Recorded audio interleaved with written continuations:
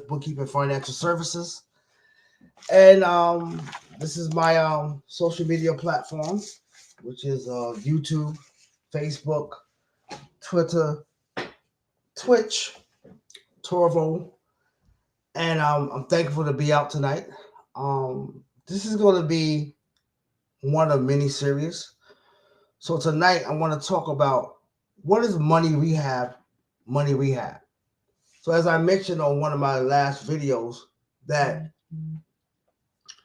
we have a rehabilitation for those that are on drugs, those that are on alcohol abuse, and we have so many rehabilitation for many different things. So the reason why I said money rehab is because many people are destroyed. Many people don't understand certain things as far as credit, how you can make credit work. Is because, as I always mentioned, as children growing up, our parents never talked about credit or cash or checking accounts or stocks and bonds, self-direct IRAs, custodial Roth IRAs, backdoor Roth IRAs, private family foundation where you accept your own 501c and donate money to your favorite child but yet get a tax write-off. So these are the things that was never discussed at the dinner table, at downtime, as far as family teaching, at school from public, middle, high school, even college, even at church.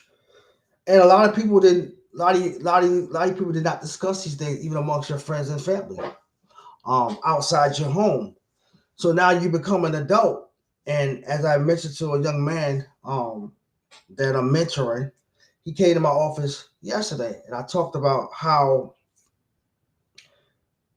kids are in college who have no job. However, they're being given credit cards. The other part to that is they are taking out student loans. So when they finish their 2 to 4 year or your undergraduate or postgraduate and get their degrees, they already started out with debt. Some are able to go to college on scholarships where they don't have to pay back anything. So he's one of them. He went to college and he went on scholarships. So what that meant was he didn't have to pay at all. So he's blessed. But so many kids that go to college that don't get scholarships, however, while they're in college, they're getting credit cards. They don't have a job, yet they're taking out all these loans. So when they graduate, what happens is they realize that they owe back not only their student loan, but they have credit card debt if they didn't manage it properly. Then you see some people nowadays, a lot of families are struggling with their finances. And a lot of times this stuff is generational. I don't want to use the word generational curse because I think when you say that word, if you believe that you are cursed, then your life is going to be an example of being cursed, where things are not going to go right in your life. So to me, it's just a lack of education, a lack of knowledge. So that's why the Lord said in Hosea 4 and 6, my people are destroyed for the lack of knowledge. What is knowledge? Knowing information. In my opinion, the information is here. However, there's a second part to that that's deep. My people are destroyed for the lack of knowledge. Now here's the answer to the question. Because they reject knowledge.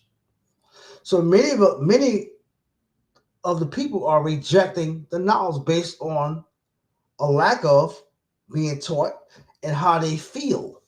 So you spend money on what you think and how you feel. So your thoughts and your feelings are in alignment with each other. And it dictate and predict what you're going to do. Like many of us, even myself growing up, I wasn't taught. So bad credit is a lack of knowledge. It creates bad spending habits. It creates bad behavior, and bad debt is a business. Now, what is good debt? The opposite. It's the education, seeking the knowledge, good spending habits, which is equivalent to good behavior, right? So we was always taught the traditional way. Save your money in a savings account or park your money in a CD account. There's nothing wrong with that. I don't say I'm saving for a rainy day. What I say is I'm investing. I'm investing in myself. It's an investment. Because as a man thinketh, so is he. So your thoughts will become your reality. We are creators of our own experiences. So whatever we are thinking is in alignment with however we are feeling. These things are going to manifest and show up in our life, and these things are going to happen. So there's many ways to do things, but the first thing is you must be able to identify what are your strengths and what are your weaknesses. You must identify these things. Why? Because in order to replace a bad habit, you have to replace it with what? Good habit. But in order to replace something, you have to be able to analyze and see where it's coming from. The beginning, what we call the root. What is the root of all your issues, your problems, which is looking for a solution, right? So many the everyday working class person in America, they work 9 to 5, so they trade their time for money. So they punch in, they work 40 hours a week. Some of you are paid on a weekly basis, bi-weekly, which is every 2 weeks. Some of you are paid semi-monthly, which is the 15th and the 31st of every month. And some people get paid monthly, depending on what job, what company you work for. So now, to help you understand, let's say you go for a job. They say, well, what is your desired salary? You say, well, my desired salary is, I'm going to use something very that you understand. My desired salary is $50,000 a year. Let's say this is for any job, right? I'm just using that word 50,000. So my desired salary is 50,000. So your salary is 50,000 minus the deductions, which is your net pay. You don't bring your gross salary home. You bring home your net pay after all the deductions that is taken out. So these are the money that is taken out of your check. The first thing is always going to be taxes. Taxes is always going to be taken out of your check. That is the first deduction from your paycheck. Those who are employees and who work. Now, when you own a business, taxes is the last thing. When you own a business, the expenses are the deductions that is taken out. And at the end of the year, if you have a profit, the business is going to pay taxes on that. If you have a loss, the business will not pay taxes on that. So there's a difference. But when you work and you have a paycheck and you're making $50,000, $50,000 was your desired salary. So you and the employer agreed on $50,000. Then the employer gives you a W-4, right? And you fill out the W-4, how many jobs you have, how many exemptions. So now a lot of people don't know what that word exemptions mean. A lot of people put down, let's say if you're a family of 3, father, mother, and 1 child. So you'll put down 3, the number 3. So the more exemptions that you put down, the more you come home with more money. more take-home pay. Now, if you put zero, they're going to take out the appropriate tax. And to you, that's a lot of taxes. And to a lot of people who are struggling day to day, week to week, month to month, they're trying to get as much money as they can through putting on a lot of exemptions and taking a part-time job, yet to find themselves still struggling every day. So part of that is lack of knowledge, right? Not putting yourself in a better position. But when you're trying to feed your family, you do whatever it takes to put food on the table and keep a roof over their head. Yet, behind closed doors, your children don't see that you cry in the dark. Your children don't understand the pressure that you're going through. But every day you put a smile, or sometimes that anger you take it out on the children because you're frustrated because of your economic position.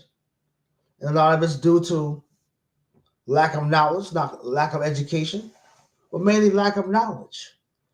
Because most adults, when they graduate from school, they don't read that much anymore. They don't pick up a book anymore at all. When we was growing up, you had the newspaper, New York Newsday, Daily News, New York Post, New York Times, right? Black Enterprise magazine, Forbes magazine. So we had what they call different publications. There was a lot of libraries in the community. And if there wasn't any libraries, you would go to Barnes and Noble right down there on Court Street in Brooklyn. So for you those out there, I was born and raised in Brooklyn, New York. And so now, you see, I make $50,000. So every one deduction that's an employee is taxes.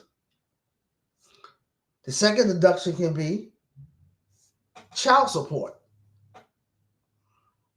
The next deduction can be a lot of you that work at your jobs and you have health insurance. So let's say, for example, your job covers 80% and you're responsible for 20. So what does that mean?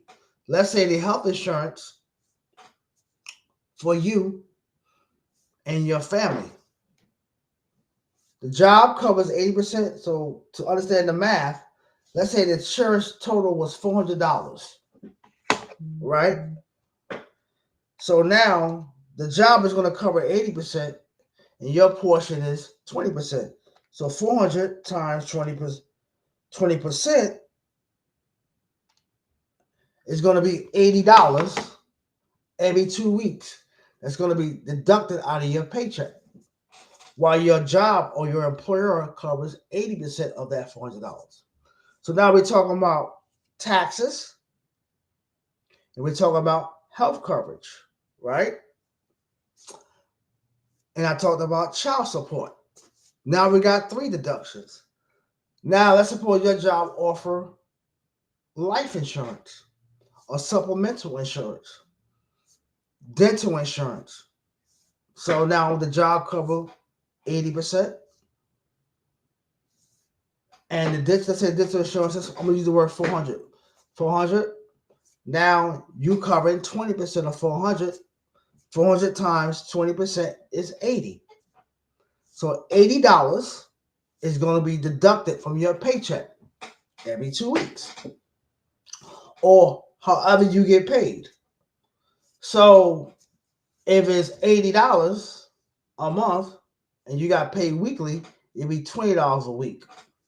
If you get paid every 2 weeks, which is called bi-weekly, it's going to be what? $40. It's $80 a month, $40 every 2 weeks. If you get paid twice a month on the 15th to 31st, it's going to be $40 every 2 weeks. So now we got taxes, which is automatic on the federal and the state level. Then I mentioned health insurance. Then the third, I mentioned dental insurance. Another insurance that your job might offer you is vision vision, which is eyes, another, let's say $40 every 2 weeks, right? Then last but not another that you might be participating in is the retirement account, right? Which could be a 401k.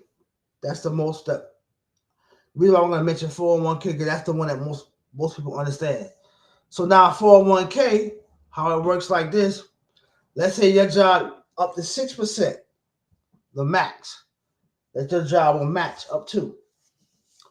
So now you're making $50,000, right? And you're being paid, so it's $25 an hour. So you work 80 hours. You're gonna take, so you just say you chose to elect to withhold so you're gonna take your gross. Remember I said it's up to 6% maximum. So you got 1%, 2%, 3%, 4%, 5%, 6%. So you decide to take 3% of it, right? So I take $50,000 times 3%. That's $1,500 for the year. Divided by 26 weeks. So $57.69 is going to come out of your check every 2 weeks. So now I mentioned several deductions. So your gross minus all these deductions that I talk about is called your net pay or net earnings.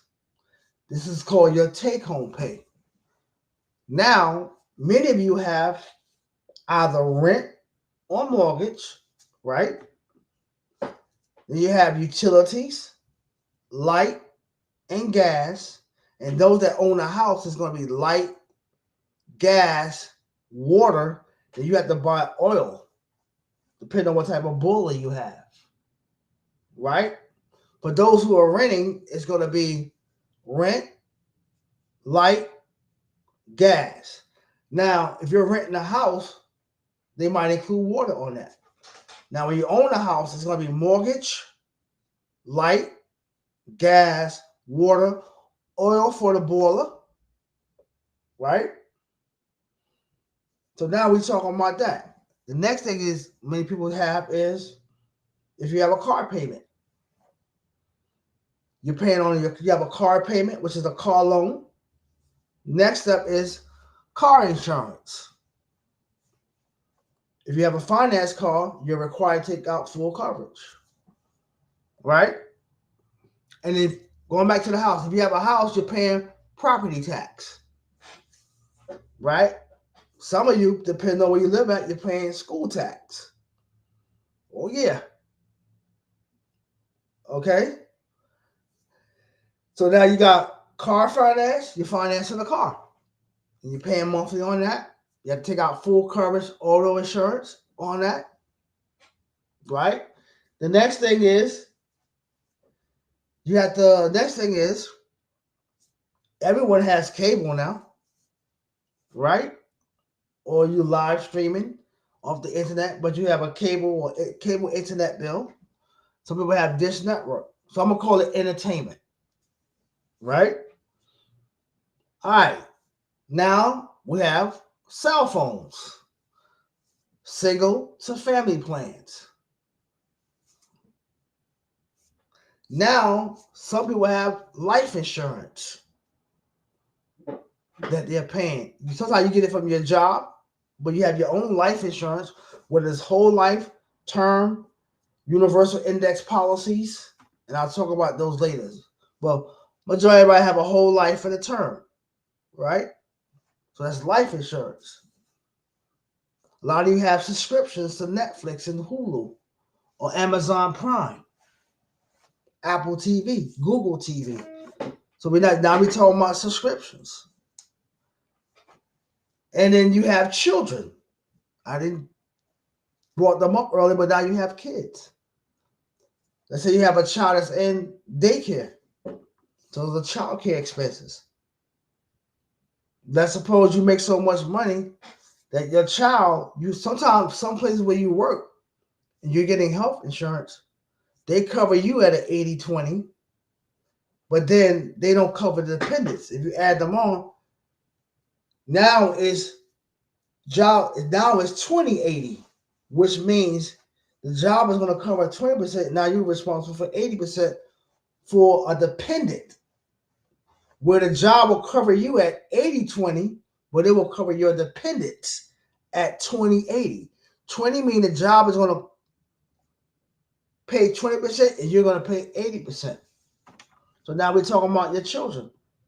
If you have little children between the ages of 1 to 5, you're going to have them in daycare. And depend on the daycare and depend on where you're at as far as your income, which qualify you for certain programs. If you make too much, then you don't qualify for these programs. So now you got child care. You got to take a child there. You might have to pay somebody, if you don't have older children, pay somebody to pick up your child. So now you have child care. The child is young, they have to eat, right? So when they're a baby, you're either going to breastfeed them or give them formula, right? So now all this costs, and I didn't mention credit cards. And let's say, for example, you went to college. Now you have student loan debt, credit card debt. So now you see like you're drowning in your head trying to get above water, but it seems like it's hard out here. So now I want to go into my first topic is going to be credit, right? And then the next topic is I want to talk about fundamentals of savings. Now, the reason why I'm working it backwards a little bit because I want to talk about it, I want to get this out. So now we're going to talk about credit. Now, what is credit? What is the real definition of credit? To many people, the definition of credit is the ability to buy things today using borrowed funds and pay back the purchase over time. I'll say it once again. What is the definition of credit? Credit is the ability to buy things today using borrowed funds. What are borrowed funds? Credit cards. I'm sticking to personal. We're not talking about business. We're talking about personal. I'm going to read it again. What's the definition of credit? Credit is the ability to buy things today using borrowed funds and pay back the purchase over time. So the borrowed funds is going to be credit cards, which is going to allow you to pay back over time. So let's give some definition to that. One is a mortgage. When you go take out a mortgage to go purchase a home. So you have a 30-year mortgage, and every month for 30 years, you're going to get an invoice or a bill to let you know that you have to pay your mortgage the first 5 days of the month, the beginning of the month. So now, the house that you buy, if you plan on living in it, it becomes a liability to you because the bank owns the house. And it has what they call a lien on your deed. What does that mean? The lien on your deed is from the bank because the bank is the one that still owns your house. You have agreed in a contract to pay the bank for 30 years, whether it's the bank or the credit union that owns the note. The note. So in accounting, we call it notes payable. There's a note and there's an agreement of payback. So now you go get a loan with a mortgage from the bank or the credit card union, and those are the ones that own the note. and they have a lien on the deed. You have a 30-year agreement that you are supposed to pay not only the principal, the money that's borrowed, but with that is going to be the interest. That's the cost of borrowing money. So now you agree to pay this 30 years. However, if you default on that, then the bank or the credit union would now start what they call a foreclosure proceeding. They're going to take action now because now you're falling behind 2 to 3 months. And a lot of times this could be from you lost your job, you've got injured, medical, a life-changing event has happened to you, or 3, you just totally lost it mentally by having so much to do. So now the banks is now going to do foreclosure proceeding. The next thing is borrow funds to pay over time would be a car payment. You go to the bank or any dealership and now you pick out a car. You're going to take out a loan to get this car unless you have cash. And you can walk in there, you can walk in Chevy, Nissan, or your local car dealership and say, here go $20,000 to $30,000. This is the car that I want. Right? But majority of most Americans, what they do is they go get a loan and they pay back over time. Sometimes these loans could be 5 years, 6 years, 7 years. It depends on the terms, right? So now you go get a car loan. You want to go to college, whether you want to go to community college, a private college, a 2-year college, or 4-year college. You take out a loan which is called student loans because you didn't apply for grants or you don't have grants or scholarships. But now you want to go get a degree, whether it's from a 2-year or a 4-year college. I'm just using that as basic. So you go what they call student loan. So I mentioned now mortgage, car loan, mortgage loan, car loan, and student loans. So that's the definition of credit. Being able to take something now and pay for it over time. That's what that means. Now, to understand credit and how it works, there are 3 credit bureaus: Experian, Equifax, and TransUnion. Who are they? Experian, Equifax, and TransUnion. Now, there are also other credit reporting agencies. So Experian, Equifax, and TransUnion are what they call consumer reporting agencies, right? And I'm going to do a part 2 to this, breaking down what's on your credit profile. So I call it's your credit profile. And when do you first establish credit? When you get your first job or take out your first credit card under your Social Security. Because our Social Security number is our account number. It's an account number. It's a 9-digit account number, which is assigned to all of us. So when we get our first job, that's the day that our credit profile is established. When we get our first job, we'll take our first credit card. That's when our credit profile is established because our Social Security number is a 9-digit number, which is our account number or file number. That's what it is. So now you have other credit reporting agencies like LexisNexis, Innovis, Credit Safe, Small Business Financial Solutions. Okay, so these are the small guys, Duns and Bradstreet, and there's many more credit reporting agencies. There are credit reporting agencies for employment. There are credit reporting agencies for medical. There are credit reporting agencies for utilities. And I want to circle back on what I said.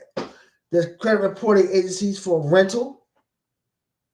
So there's a lot of credit reporting agencies that is keeping a file on each and every last one of us. So when I say there's a medical reporting agency, that means that when you go to the hospital or your private doctor and your insurance only cover a portion of the bill and the rest is your responsibility, but yet you don't pay it, now it goes into collections. If they can't collect from me, now it goes into collections. And each state has a statutory limit on the debt that you owe. So if you go in the state of Pennsylvania, it's 5 years. So each state has a statute of limitation. There's a statute of limitation. So if there's a 5-year period that you have to pay this back. But I'm not encouraging you not to pay. You should pay. So that's going to show up on your credit report. So now we have the FICO, which is the FICO score, right? And I'm going to break that down. How it's broken down, or they call it the FICO algorithm. And it's a scoring point system. I'm not going to talk about FICO 2, FICO 6, FICO 8. I'm just going to give you the fundamentals of it, and I'll come back later on. So your FICO score is made up of 100. Is broken down of the rule 35, 30, 15, 10, and 10 rule. So the 35% represent the payment history, which means on-time payments and late payments. Late payments stay on your credit report for 2 years. So anything that's past 90 days does not look good. So the first 35% represent the payment history. 30% represent utilization and also mean debt to available credit. 15% represent the length of credit that you have. So what does that mean? How long have you had your credit card for MasterCard or Visa? If it's 5 years or more, the longer you have that card, that's called the length of credit history or historical, right? Then the other 10% represent new credit that you have applied for and have been approved for, a new credit card. And last but not least, the other 10% is called mixed credit. One is called revolving credit, which are your credit cards. The other one is called installment credit, which are installments, your mortgage, your car payment, your student loans.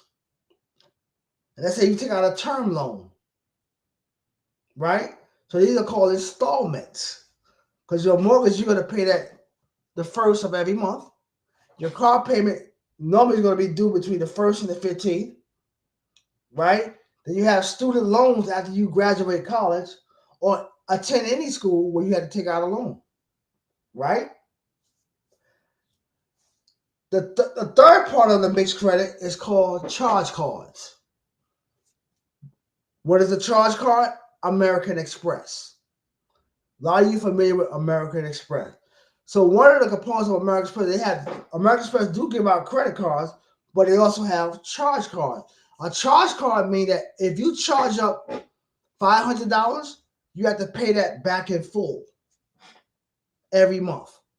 If not, the next month you're going to be charged finance charge and interest charge. So a charge card means whatever you charge, you have to pay it back in full. And the fourth component of mixed credit is service credit. What is service credit? The service provider is extending you credit. For example, those who pay electric bill, your service provider is extending you credit by providing the service, and every 30 days, which is every month, you get a bill that you have to pay on that. Those who cook, have gas, your gas from your service provider is extending you credit of terms of 30 days, when they will give you the gas, turn on the gas, but you have every month, they're going to send you a bill and you have to pay it. Right? I'm talking about electric, gas, water. You have a water bill. If you have a cell phone bill from T-Mobile, AT&T, Verizon, what they do is they extend you service by billing you on a monthly basis, and if the bill is due every month. If you have any subscriptions from the gym membership, Netflix, Hulu, Amazon Prime, these are called service credits from vendors and service suppliers. So I broke down the FICO score and how it works. Now, the next component of your credit is when you have a credit card, there's two components of it. There's a minimum pay that's due, minimum pay, and you pay it full. Now, how it works is you have a due date, and there's a date, there's another date when your credit card, let's say by Capital One, is when they report to Experian, Equifax, and TransUnion.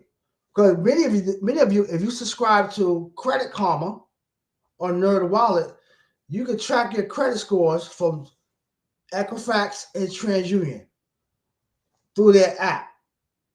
If you Capital One, they use CreditWise. That's another way you can track your score. Now, Experian is different. I'm going to talk about that later. So now there's your due date.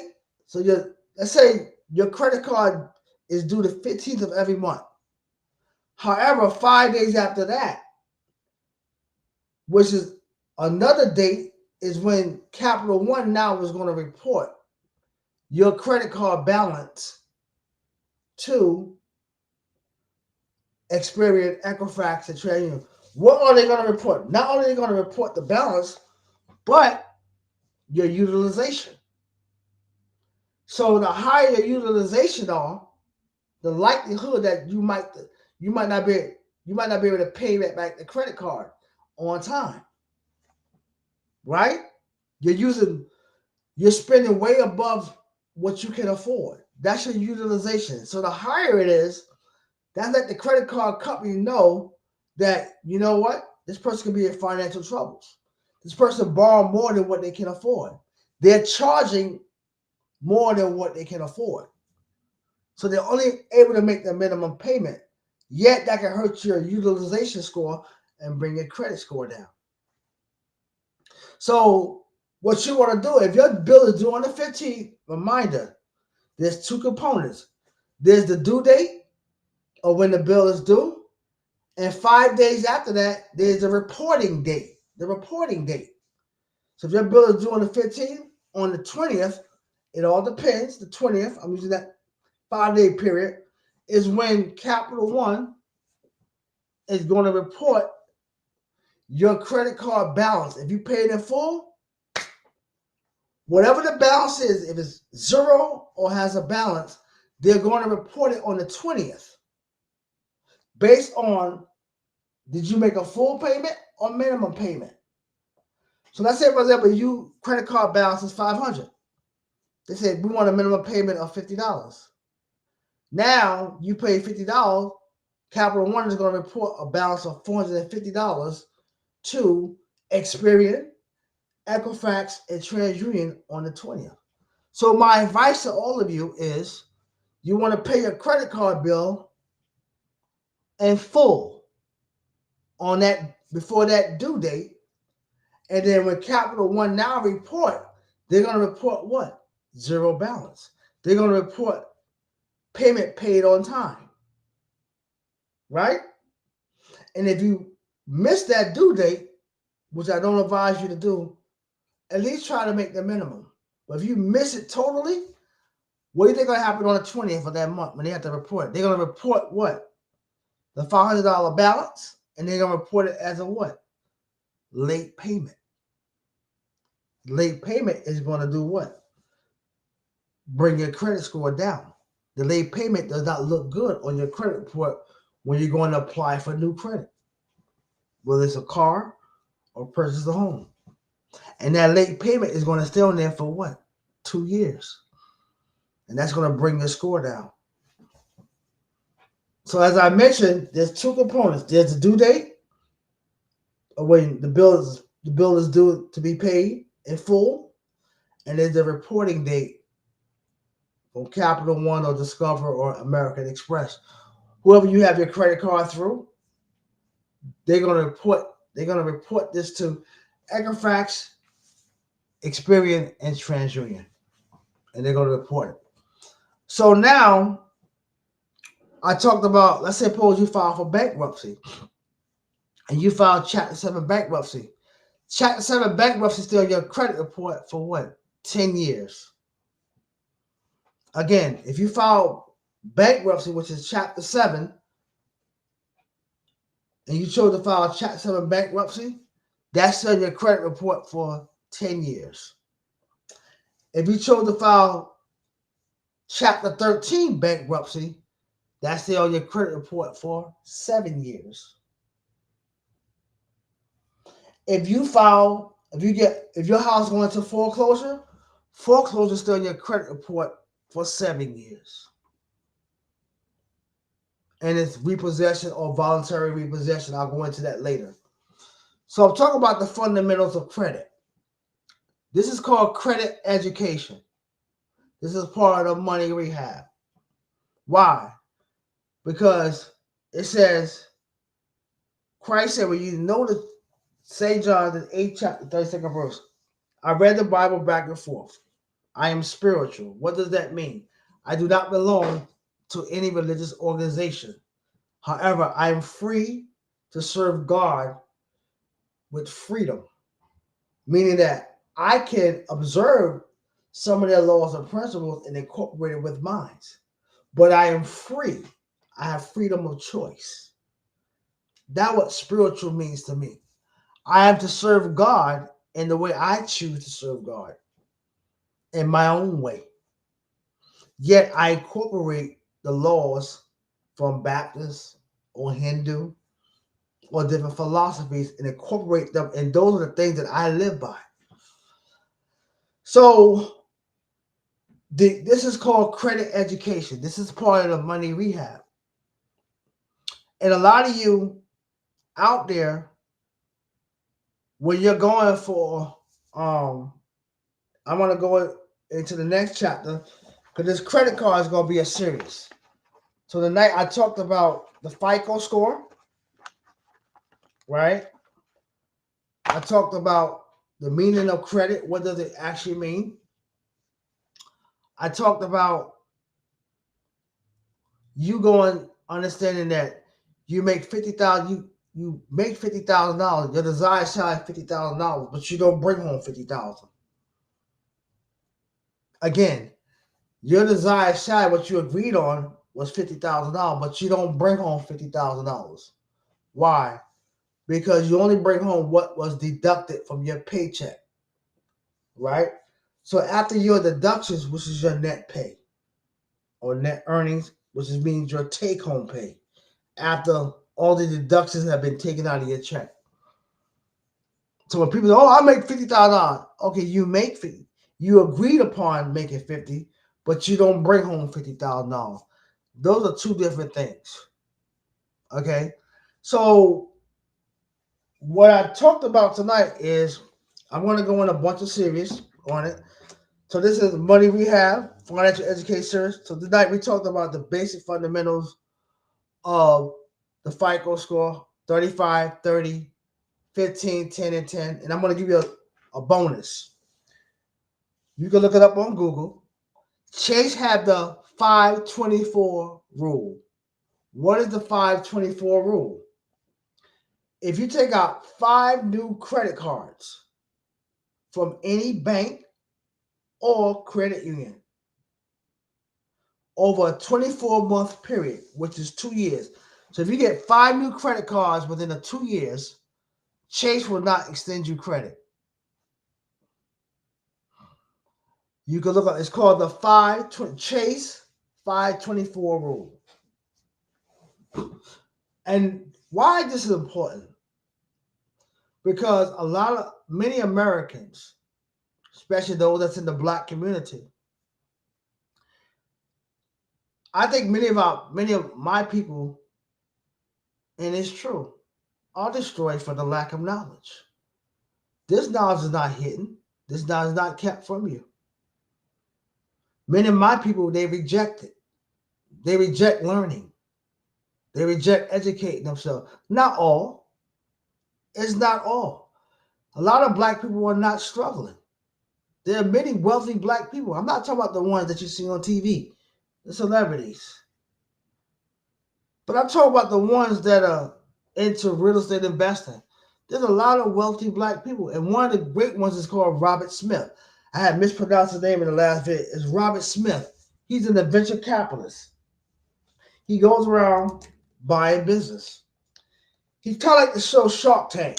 When you watch Shark Tank on Channel 7, you have Mark Cuban, Mr. Wonderful, Barbara, and Robert Smith. He's a very wealthy man on the lines of Warren Buffett. So it's not a color, it's not a black thing. There's many white people, Spanish people, of different ethnic groups. They're destroyed for the lack of knowledge, right? Because when it comes to credit and bad credit, it don't have a color to it. What it is that it's a lack of information. Is information lacking? No. So what I want each and every one of you to do, you have to invest in yourself. You might have to put down the Netflix subscription for a minute based on what your income is. If each and every one of you should take out identity theft insurance, right? Because many of you pay your bills on your cell phones. You have all these apps. You're constantly on Facebook, Instagram, Twitter, TikTok. You're putting up your pictures. A lot of you put up your pictures on Facebook. I'm critical of that. I'm at fault for that. So we upload our pictures on Facebook. That's part of identity theft, if you didn't know. Someone taking your picture and pretending to be you. I see that on Dr. Phil's show. It's called catfishing, where your picture or your image, like some images, being compromised. A lot of you don't know that. Then when we go on our phone, we're paying our cell phone bill. We're checking our bank accounts. We're doing everything on our phone. So now, let's suppose your phone get hacked. Now, all your banking and your social security information is compromised. So why not have identity theft protection? So when you go log on to Facebook, Twitter, TikTok, and all the social media, then you can put the driver's license, your bank accounts, your credit card accounts, your medical card on there, social security card. And if someone try to do something, you will get an alert from, let's say you subscribe to LifeLock or Identity IQ. And the next thing I want you to do before that is you also have a paid subscription to Experian, Equifax, and TransUnion. And what that means is when I mention about there's a due date and a reporting date, if you have a subscription to Experian, Equifax, and TransUnion, you can see when, let's say I have a bunch of credit cards. So I can see when these credit cards are being reported. So that lets me know that, let's say, for example, my American Express is due the 9th of every month, right? But American Express reports to Experian, Equifax, and TransUnion, I'm going to say the 15th. So I know that American Express, what they're doing, my Discover, and other credit cards that I have. So I can see when they report. Now I pay it off in full. Now when they report, they're going to report what? The balance. So if I have zero balance, what do you think they're going to report? They're going to report paid in full, and my credit card balance is going to be zero. Not only that, you get to look at your credit reports because each credit report is different on all three of them. So there's what makes up your credit profile, your personal information. So let's suppose, like myself, my name is Marvin Smith. I don't use Junior, but I am a junior, or Marvin Smith II. I don't use Junior or second. Right? And let's suppose you have kids in the house. Let's say there's a Robert Smith Jr. and a Robert Smith Sr. But your son and your daughter live in your house. Your son don't use Junior, he used Robert Smith. So now when they go do a car insurance, you're trying to go get car insurance, they're going to see that, oh, there's two Robert Smiths. A lot of you don't know that. When you go put your car insurance, they're able to put a car insurance, but also how many people live in the home. So I just dropped that jewel on you. So that's what was. They also record on your personal information is your name, your social security, and your address where you lived at, or where you have lived at over your lifetime. A lot of that's on it. Now, let's suppose when you go look at Experian and Equifax and TransUnion, all your personal information is different. So now, what you can do, you can go to the Consumer Financial. I'll give you the Consumer Financial Consumer Financial website. And before you do that, you can dispute any inaccurate information that's on your credit report. So that way you will go to somebody who will repair credit. But I'm gonna give you a jewel. You don't have to go to somebody that repair credit. You can learn to do it yourself. And why that's important? Because if you understand your credit itself, it makes it more easy in your strategy when you're going to buy a home. Right? The next thing I want you to do is I want you to do what they call a security freeze on your credit. So your credit to Experian, Equifax, TransUnion, and I mentioned the little guys like LexisNexis, Innovis. The reason why you want to put a security freeze is to prevent identity theft. A lot of you kids that live with your parents, sometimes your parents might put utility bills in your name. Right? Or someone go out and take out a credit card in your name. But you don't know this because you don't have two things. You don't have a security freeze to Experian, Equifax, and TransUnion, and you don't have identity theft protection. So when you put that security freeze, all it means is that if I go out and try to get a new credit card, a utility bill, utility bill, because some utility company might require you to put down the security deposit. And they might check what? Into Experian, Equifax, and TransUnion.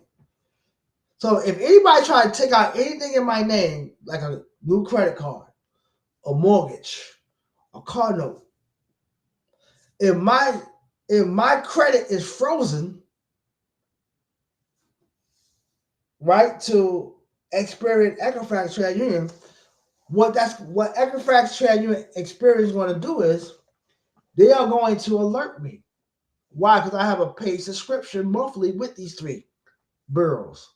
So if anybody try to do something, I will get a text.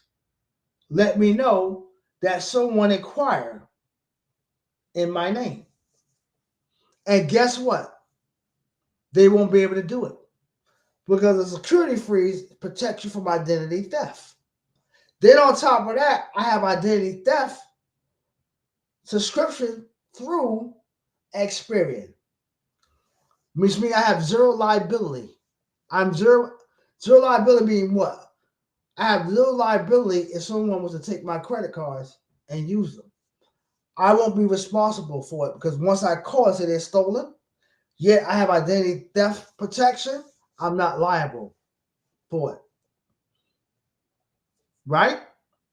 Now, I want you to check with your bank and look and see, do you have zero liability protection on debit cards? That's why I encourage people now that I teach. I want you to use your credit card, not your debit card. There's a couple of reasons why. I'll get into that later. So you want to subscribe to Experian, Equifax, and TransUnion. And what I'm talking about, you're going to see these things on your credit reports. If there's information on your credit reports that are not accurate, you can dispute them. And you can also pull your credit reports on annualcredit.com. Right? So the reason why is I was talking to the young man that I'm mentoring, I mentioned to him about what's important is that you take a subscription. Because you have a subscription for everything else. You have a gym membership. You subscribe to Netflix. You subscribe to Hulu. Subscribe to YouTube. Why not invest into yourself and understand how credit works? Do a security freeze. Get identity theft protection on that. So these are the fundamentals. When you take control of your life and everything around you, you're going to always constantly elevate. Constant elevation causes expansion. And the more you adopt the mind of prosperity and success, you're willing to do these things. And this is not a magic pill. This is not a quick fix. Bad credit, which is equivalent to bad decisions and bad behavior, happen over time. If anyone tell you that, you know what? I can take these things off your credit report, like repos and stuff like that. Be careful with those type of ideas. Because a lot of time when you're desperate and you're in a financial bind or situation and you're desperate, that's when you get scammed and taken advantage of. Yeah. So the goal here tonight is, of so many things I'm going to talk about, I talked about the fundamentals of credit. I'm not finished yet. No, I'm not finished. The next part we're going to talk about is credit strategies. Credit strategies. How, like, I made a joke last week. I said some people go for clothes shopping, they go food shopping. I went money shopping. Right. And I was successful on top of what I have. So the reason why I share that is it's just a mindset. Did I always have it this way? No, I didn't. No, I didn't. That's why I say America is a beautiful place. I call it the land of milk and honey. What is milk? Nurturing. What is honey? It's bittersweet. In America, you can be and do and have. You can be whatever you want. There's always a chance for you. So if you build up bad credit over time, there's always a chance for you to do what? To reverse it. But it only comes with what? A renewing of the mind, which is a renewing of behavior, renewing of decision making, and renewing of behavior. This comes from what? A lack. You're lacking something. So a lot of times when you're lacking something, what do? You go fill it up. Money's not evil. People say, well, money's the root of all evil. That's a lie. It's a lack of money. Tell that to a homeless person. Oh, money the root of all evil. They'll look at you and laugh. They lack money. It's the lack thereof. That's all it is. There's nothing wrong with having money. And the way you think can either keep money from you or draw money to you. I tend to love to draw money to me. Why? Because whatever I attach to after I am is what the universe is going to send out to bless me with and manifest itself to me. I am rich. I am wealthy.